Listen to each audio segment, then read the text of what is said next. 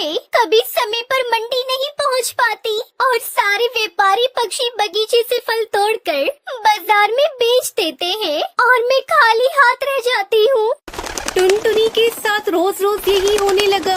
वो रोज फल लेने बगीचे की तरफ जाती, लेकिन व्यापारी पक्षी रोज उसे किसी न किसी काम में उलझा देते थे, जिससे वो कभी भी सही समय पर बगीचे में नहीं पहुंच पाती थी। हर रोज वो इसी तरह से दुखी होकर उसी पेड़ के नीचे बैठ जाती है। तभी एक दिन उस पेड़ से आवाज आती है, टुनटुनी, अरे ओ टुनटुनी।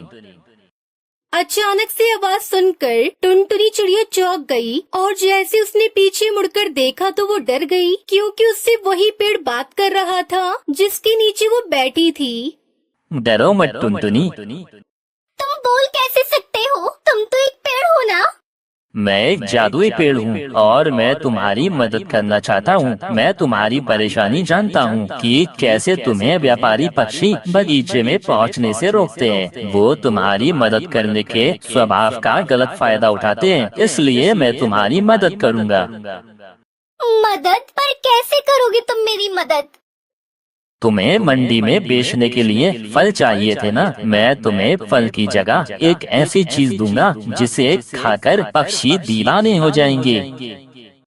जैसे ही पेड़ ने ऐसा कहा, तभी उस पेड़ पर बहुत सारे मैगी के पैकेट प्रकट हो गए। उसे देखकर टुनटुनी चिड़िया हैरान हो गई।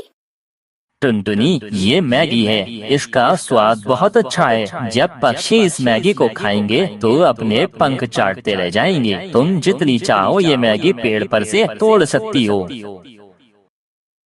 ये सुनकर टुनटुनी चिड़िया बहुत खुश होती है और बहुत सारी मैगी तोड़कर बाजार में बेचने लगती है। अब सब पक्षी टुनटुनी चिड़िया की मैगी के दीवाने हो जाते हैं, पर ये सब देखकर कालू को उससे बहुत जलता है। ये रोज रोज इतनी सारी मैगी लाती कहाँ से है? जितना मैं जानता हूँ इस जंगल में कोई भी मैगी की दुकान नहीं है। अब मुझे इसका पीछा करके सच का पता लगाना पड़ेगा। अगले दिन कालू ने टुनटुनी का पीछा किया और उसने देखा कि टुनटुनी नदी के बीच में लगी पेड़ के पास जाकर उससे बातें करने लगी। पेड़ भाई, मैं मैगी लेने आई हूँ, कृपया करके मुझे बहुत सारी मैगी दे दीजिए।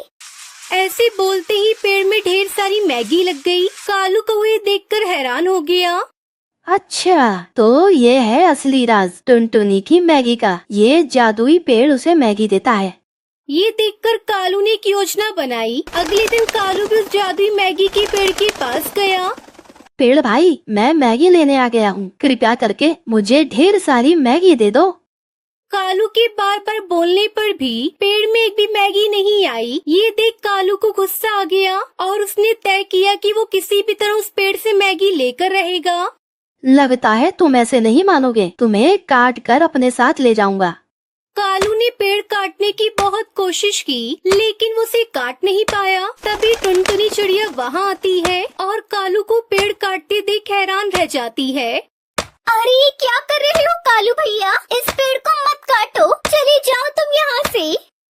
टुनटुनी, मुझे सच्चाई का पता चल चुका है। ये एक जादुई मैगी का पेड़ है, यही तुम्हें रोजाना मैगी देता है ना? लेकिन अब मैं इसे काटकर अपने घर ले जाऊंगा। चलो हटो यहाँ से। लगता है ये ऐसे नहीं कटेगा। अभी गांव जाकर बड़ा हथियार लेकर आता हूँ।